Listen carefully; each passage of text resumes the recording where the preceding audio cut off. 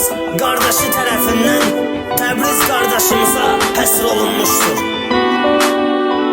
Təbriz qardaşımız, qardaşımız, qardaşımız. Naxçıvanlı Təbrizi biz yad edək, dəyərli qardaşdır, onu da şad edək. Unutmarıq, unudulmazdır heç vaxt.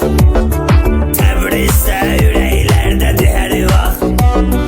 Unutmarıq, unudulmazdır heç vaxt.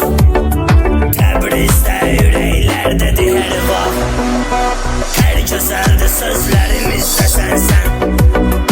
Təbriz qardaş, ürəklərdəsən. Allah sana qardaşımızı var eləsin.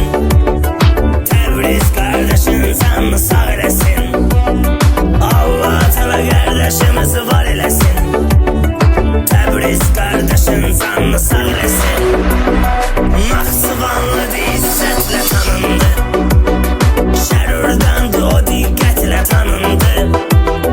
Təbrizdə hörməti ilə uzaldı.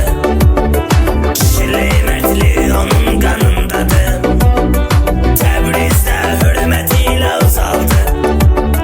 Kişilik, mərdlik onun qanındadır.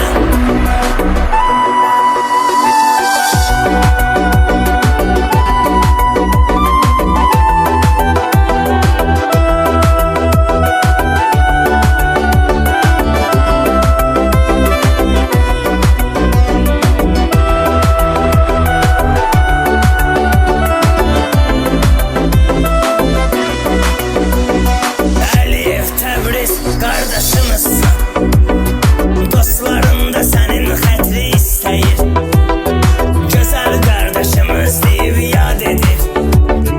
Təbrizi dostları da hər an şad edir. Gözəl qardaşımız deyib yad edir. Təbrizi də hər an dostu şad edir. Can deyərik sənin kimi qardaşa.